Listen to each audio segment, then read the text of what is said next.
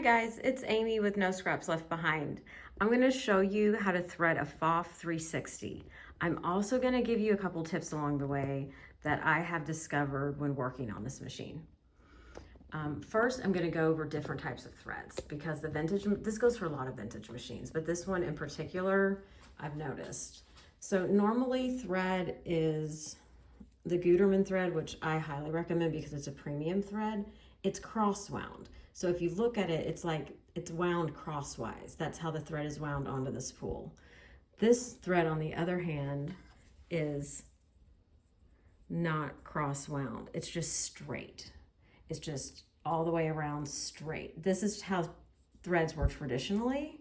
And this is the kind of thread this machine likes. It does like the straight wound thread.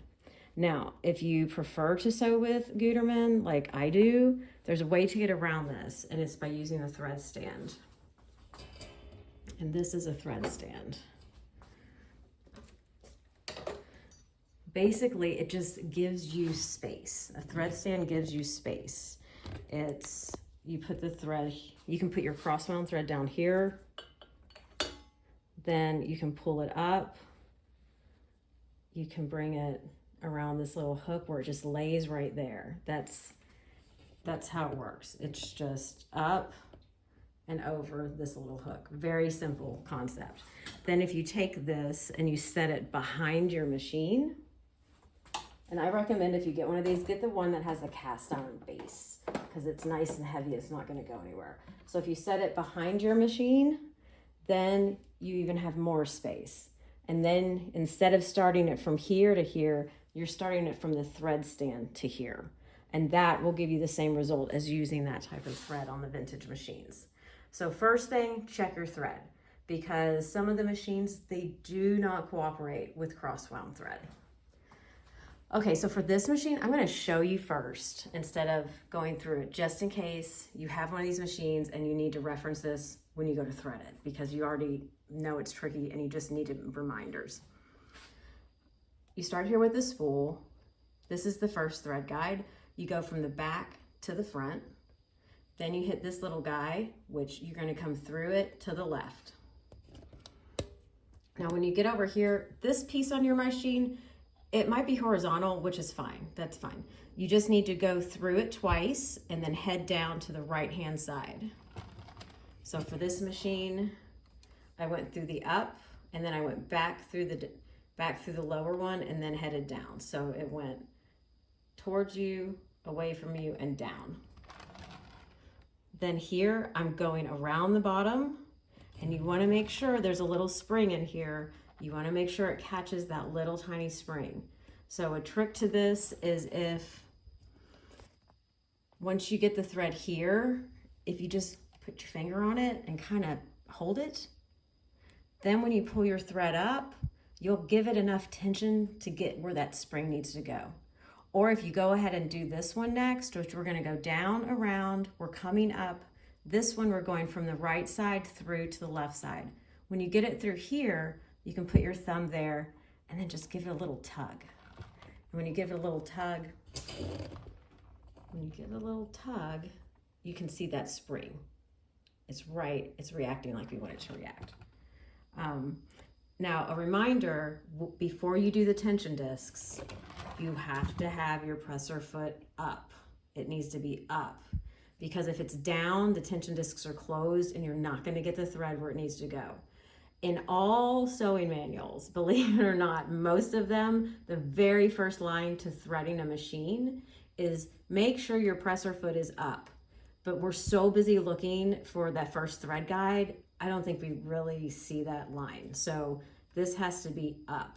That's down, we want it up. That way this opens, you get your thread through, you're good to go. So we're here, we come from the right side to the left side, and we're headed back down. Then we've got this one right here, just go straight through. Then we've got down here, I'm gonna try to get this to show you. Okay, there we go. I have it coming from the right to the left to go through this guy here.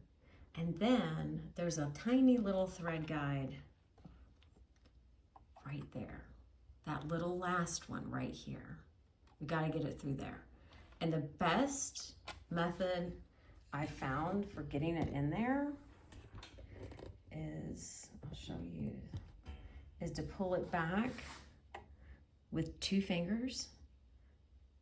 Just put it between the needle threader and the thread guide, and then pull it back like this, kind of anchor it sideways, and then you can let it go, and it's right where it needs to be. Oh, yeah, there we go, right where it needs to be. So it's coming down, going from the right to the left, and then it's going through here. And you can also try to take tweezers and try to get it in there. Either way will work. Now I'm going to show you how to use this needle threader. The best way to use a needle threader is first make sure this is just a tiny bit down, just a tiny bit down. And then there's a latch on the back of the machine that will lower the needle threader. Let's see how close I can get here. Hopefully you can see it. I think you can see it for just here by the way the light's showing. There's a tiny itty bitty notch or tiny itty bitty screw right there. It's just itsy. What happens is when the needle threader turns around, you see how it's going to turn around, there's a tiny hook that goes through the eye of the needle. Now some machines that is broken, so you might want to get a magnifying glass, take a deep dive and see if that little tiny hook is going through the needle. If your needle is small, like if it's a number 70, it might just rip the hook off because the 70 eyes are so small. Sometimes the needle threaders don't work and they get bent or they just kind of get stuck and then you don't have a needle threader. The needle I'm using here is a number 90, so the eye is plenty big, it can get through there. So what I'm gonna do is I'm gonna take the thread, I'm gonna wrap it to the left around that little knob. Then I'm gonna lay the thread on top of the little threader. And that little hook is like this. It's gonna grab the thread and pull it through the needle. So we're gonna wrap it around this tiny little knob. All the while I got one finger back here holding it down. I'm using my thumb to guide that. Then we put it on the top. I kind of give it a little tug forward because then I know it's where it needs to be. And then I let go of the thread gently and let it pull it back. And then it should be through the needle. Then you can just very carefully pull it through like that. All right, so now that it is threaded, I'm going to show you the bobbin too, because the bobbin is a little bit different because this is German engineering. And the bobbin has a little extra tricky step if you're used to vintage machines. So it's not really a 15, it's not a class 15. Pfaff has their own bobbins. They're a little bit, they're like, what were the measurements? Like 21 point, maybe 21 and a half this way millimeters, maybe 8.9 this way. I've got those measurements. I can put them in the notes just in case you have bobbins and you can't figure them out. So the thread is going, wrapping around from the left all the way down to the right. Then you're gonna pop it in the case. And now this case, there's 3 little steps. You've got this right here, we're gonna slide it through here, then we're gonna gently tug it so it pops out here. But then there's a 3rd step, and it's this little notch. Let's see if I can show it to you. It's like that little notch right there.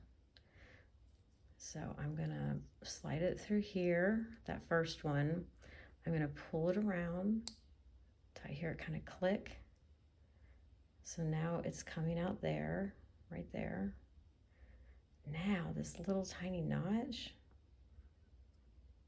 I'm just gonna kind of pull it a little bit to the left just to make sure it's where it needs to be. There we go. Hopefully you can see that. So I went through here first, then I popped it out here, and then I made sure it got hooked on that little tiny notch right there. Now to put this in, you've got this lever here that flips out gently. Gently is the key, because that thing, you can pull it right off sometimes. Hold it like this. You want this notch to go on the top of the machine, and then it kind of slides in that way.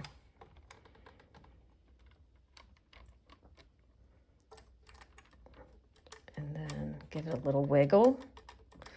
Make sure it's in there good. Right there, and then that notch is at the very, very top. And then I've gotten in the habit just to make sure it is going to pull freely. Because, oh yeah, this one, there we go. There we go, okay.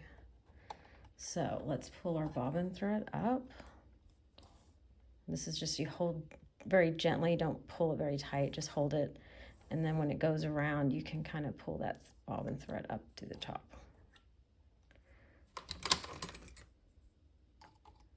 There we go.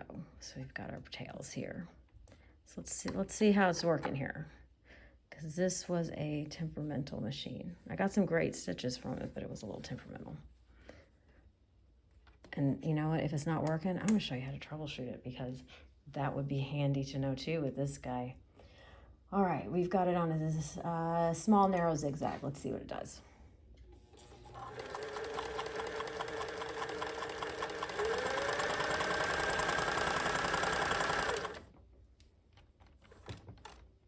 And then when you pull your fabric out, this is like other machines. When you pull your fabric out, you want to move this to the top with your hand wheel, because then it'll release the fabric. Otherwise, it likes to just hold on to it.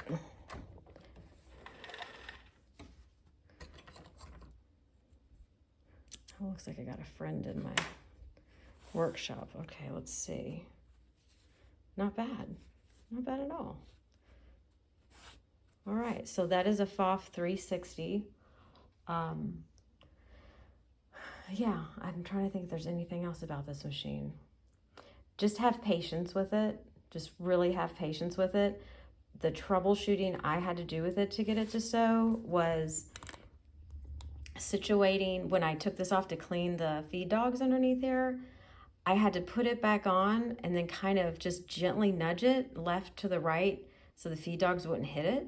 It's just like a slight adjustment there. And it was just experimenting, like keeping both of these screws loose and then just kind of nudging it around, making sure it was centered here. I don't know if you noticed when I put the bobbin in.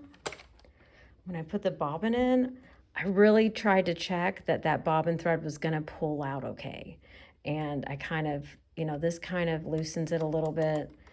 You know, if you're having troubles with the bobbin, what'll happen is you'll see it on the top of your fabric.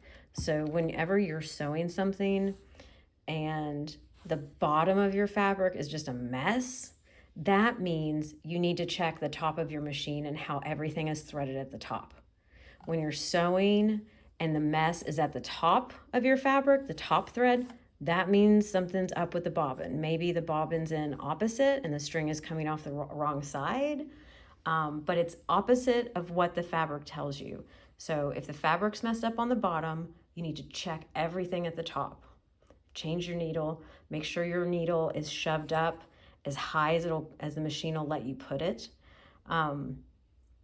Make sure the flat part is in the back, and that when you tightened it, that when you tightened your needle, it didn't slightly move it a little bit. I'm trying to think what other troubleshooting for this one. Definitely the cross wound versus straight wound thread. That could be really frustrating. I think that's it. But if you have any questions about the machine, let me know. It was a challenge to work on. I feel pretty proud that I got it zigzagging because that thing was frozen solid. But kerosene was my friend, and it works great. I'll be happy to answer any questions you have about it, because I got some good notes on this one. Definitely got some good notes. If I saw it, I wouldn't be intimidated by it. I'd pick one up because it's a solid machine. Anyway, that's it. That is a Pfaff 360. Thanks.